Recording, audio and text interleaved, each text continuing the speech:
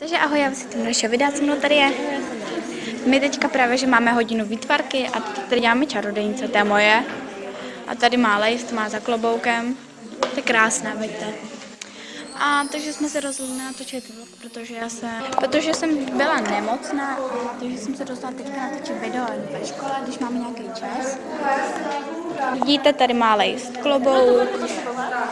Na to moc, to je tady takový blbý světlo. A co máme další hodinu, tak to máme tělocvik, ale já na tělocvik nejdete, protože jsem jedný holce psala, že jsem nemocná, takže nemůžu jít na tělocvik.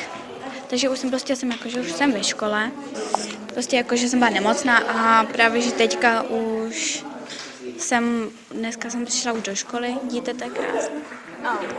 A pak ještě budeme jakože vyhodnocovat nejlepší čarodějnice.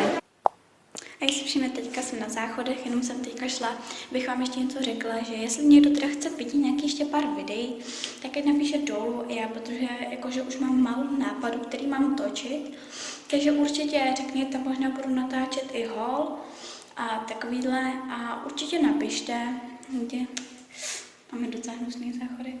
A když tak teda napište dolů, já teda asi to příští video zase bude ask a pak budu dělat nějakou challenge, třeba mixer challenge, jestli jste nějak viděli, určitě jo.